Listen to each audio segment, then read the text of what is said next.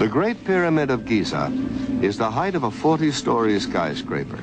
It's built with 2.25 million stone blocks, some weighing 24,000 pounds apiece. Blocks supposedly hauled hundreds of miles by slaves and beasts of burden. And what of the knowledge necessary for the construction of such a monument?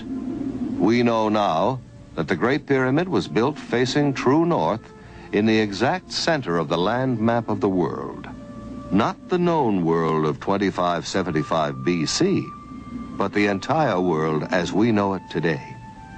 The only way its architects could have derived such calculations would have been to survey the Earth from high in the air, make a global map, project it flat, then draw meridians through the precise center of the map's land surface.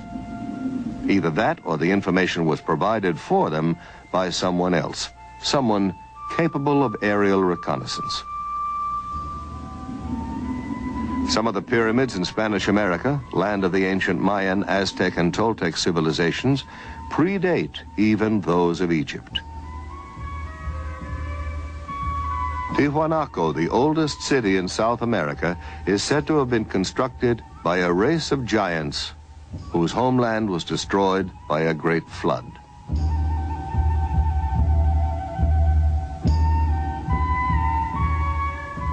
Archaeologists have discovered amazing similarities in architecture and artifacts in Egypt and at Tiwanaku.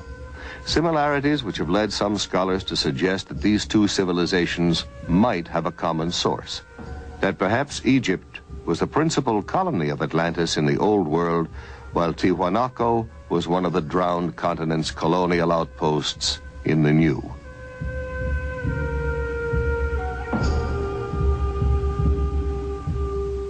The sacred books and folklore of widely separated lands all tell of days when gods visited this planet wrapped in clouds or conveyed by fiery chariots. Are the gigantic statues on Easter Island faithful representations of ancient astronauts or Atlantean giants? And what of Stonehenge, Neolithic computer of the Druids? The parallel is not far-fetched, for it would take an IBM computer to decipher the functions of this calendar monument, to predict coming eclipses from the complex alignment of the massive stone slabs, each marking a position of the sun and the moon. And more astonishing, the inner measurements of Stonehenge in England and the dimensions of the Great Pyramid in Egypt both indicate the precise number of days in a solar year, which seems to suggest that the architects of these distant structures had access to the same information, perhaps even worked from a master set of blueprints.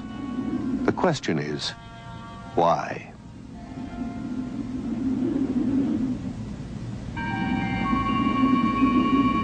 Imagine, if you will, a single team of architects traveling from continent to continent, employing local people to construct navigational aids, great beacons that could be seen from craft orbiting planet Earth.